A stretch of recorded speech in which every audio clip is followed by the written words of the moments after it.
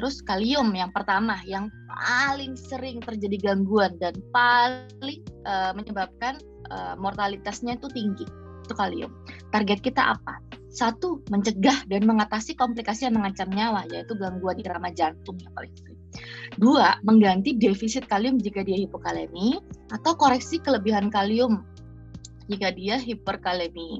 Dan tentu kita harus tahu nih diagnosis dan terapi penyebabnya. Kalau di IGD itu kalium itu harus tahu ini gangguannya di mana.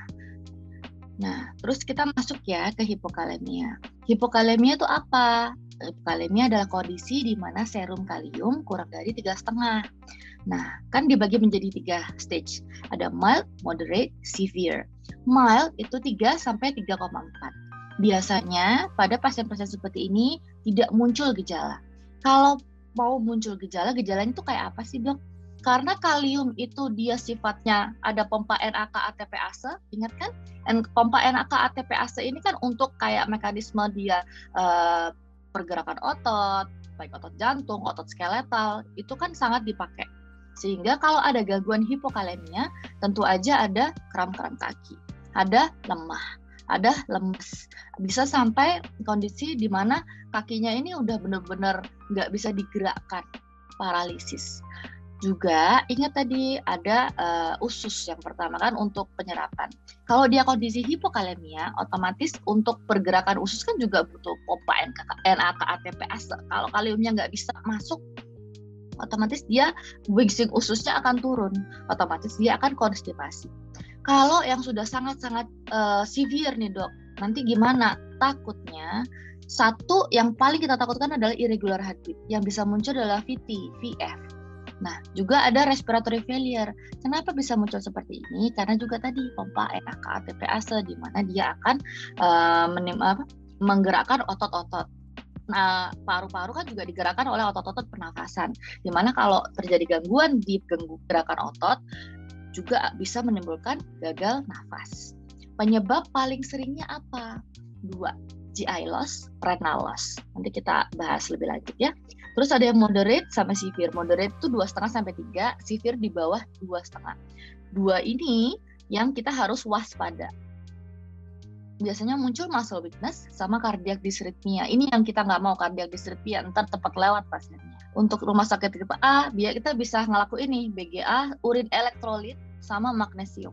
Nggak di semua rumah sakit bisa, tapi bisa di rumah sakit yang lengkap. Kalau di rumah sakit yang lengkap, kalau kita pengen ngulik nih, ini dari mana sih, Dok? Saya nggak bisa nemuin nih. Tapi sebenarnya dari anamnesa itu kalian bisa nemuin.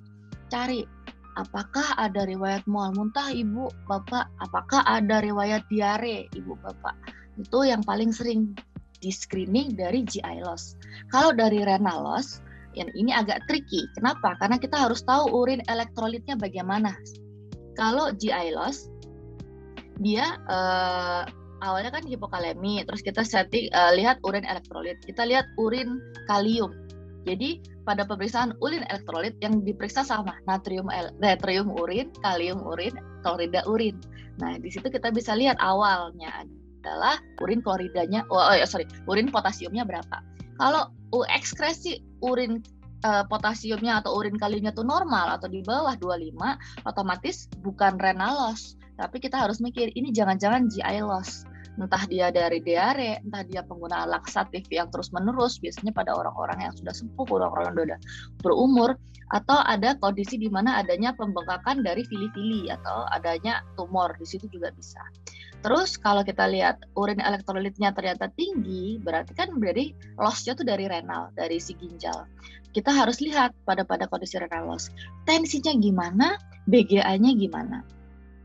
Kalau tensinya hipo atau normal, kita lihat acid base status. Otomatis kita lihat pH-nya aja dari BGA.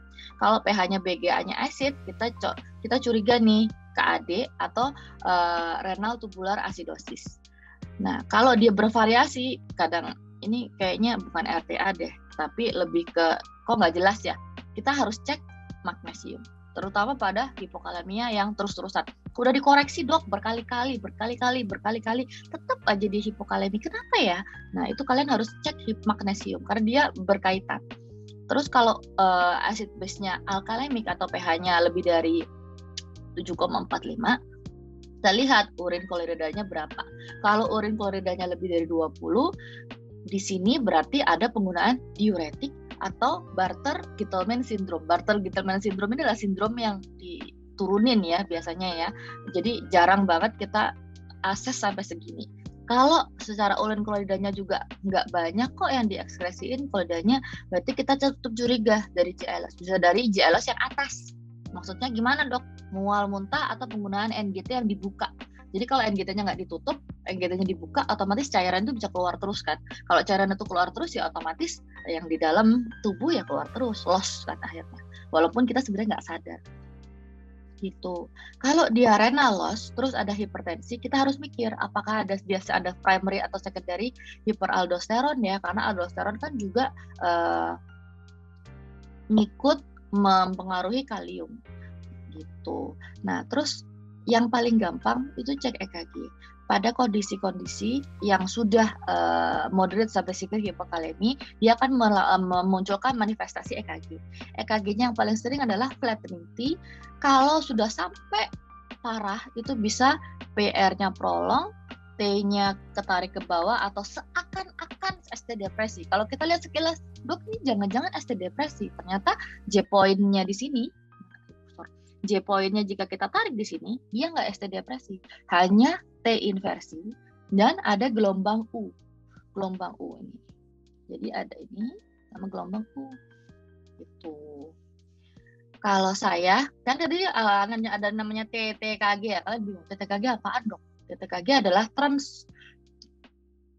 transtubular potassium gradient. Jadi perpindahan potasium itu kan kalium bahasa Inggrisnya.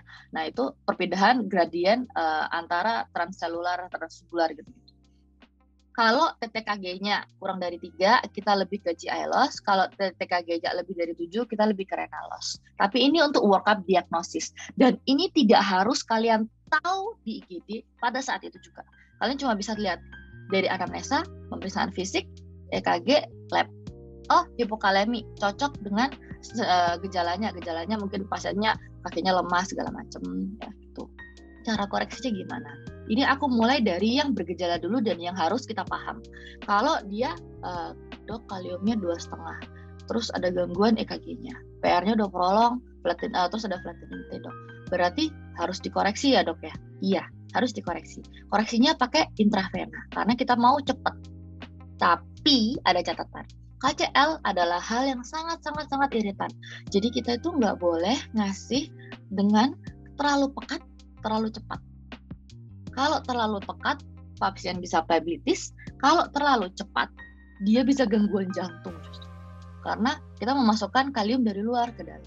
Sedangkan di dalam juga ada mekanisme buat untuk kayak menahan kalium supaya kalium tuh nggak loss juga. Jadi dia bisa ngambil dari otot atau ngambil dari liver gitu sebenarnya ada. Tetapi kalau pada pasien-pasien settingan akut itu biasanya tidak akan cepat.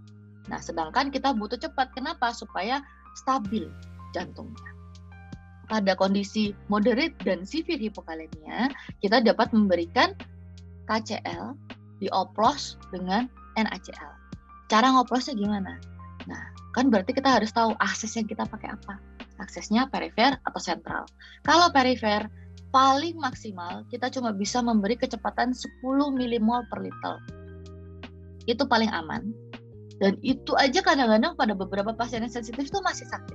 Kalau masih sakit, rate-nya atau kecepatannya koreksinya kita bisa pelankan. Ngoplosnya gimana dok? Biasa biar dapat sekian, biar gampang gitu hitungannya. Yang paling gampang adalah untuk koreksi cepat 2 flakon KCL dicampur pada NaCl 500 cc. Ini mendapatkan konsentrasi ya, berarti kan total cairan 550 ya. Anggaplah 500.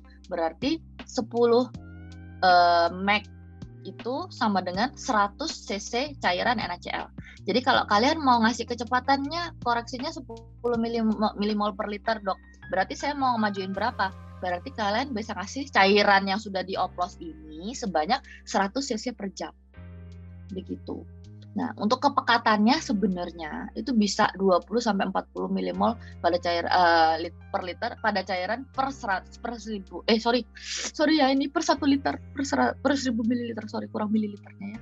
Nah, jadi kepekatannya segini, tapi ingat, semakin pekat semakin sakit gitu. Jadi yang lumrah digunakan untuk koreksi cepat, baik pada kondisi apapun, yang severe atau moderate dengan simptomatik adalah 2 flakon KCl pada 1 NaCl 500 cc. Kalau CVC gimana dok? Kalau pakai CVC atau pasien di ICU kita lebih fleksibel. Kita bisa masukin kecepatan sampai 20 mg per jam, ya 20 milimol per jam. Dengan kepekatannya 20 sampai 40. Ada yang ngatain sampai 60 ya, tapi saya nggak berani. Kenapa? Karena tetap itu iritan. Walaupun sudah dipaksain ASA CVC itu juga bisa buntu. Jadi lebih baik, lebih aman, oplosannya adalah 2 flakon dalam 1 500 cc NS gitu. Terus dengan catatan, kalau nggak ada NS gimana dok? Boleh nggak sih dok saya gabung pakai cairan yang ada dextrose-nya? Saya cuma punya D5 nih. Jawabannya sebenarnya jangan. Kenapa? Kalau kalium dicampur sama dextrose dimasukin ke dalam intravena kita, dia akan ngemicu insulin itu untuk masuk ke dalam sel, nanti malah pasiennya makin hipoglikemi.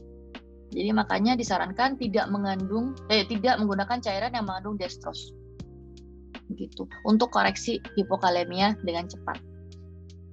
Ya, sampai kapan? Sampai kalium stabil antara 3 sampai 3,5 dan tanda gejala hipokalemianya resolve. Jadi paralisisnya udah membaik, nggak ada muscle cramp lagi, EKG-nya udah bagus, T-nya udah ada. Jadi kita harus monitoring EKG changes dan serum kalium. Serum kaliumnya kapan dok dicek? Paling cepat saya baca itu adalah 1 jam pasca koreksi. Jadi kalian habiskan kalau 2 flakon dalam 500 cc NS dengan kecepatan 10 milimol per liter, maka 1 NS 500 cc ini habis dalam 5 jam. Setelah 5 jam, jam ke-6 kalian kan habis itu kalian ganti NS biasa, habis itu kalian cek 1 jam kemudian SA-nya berapa, serum elektrolitnya berapa. Kalau masih butuh untuk koreksi cepat, maka diberikan. Jika masih di bawah 3, itu kita bisa kasih lagi gitu. Tapi hati-hati,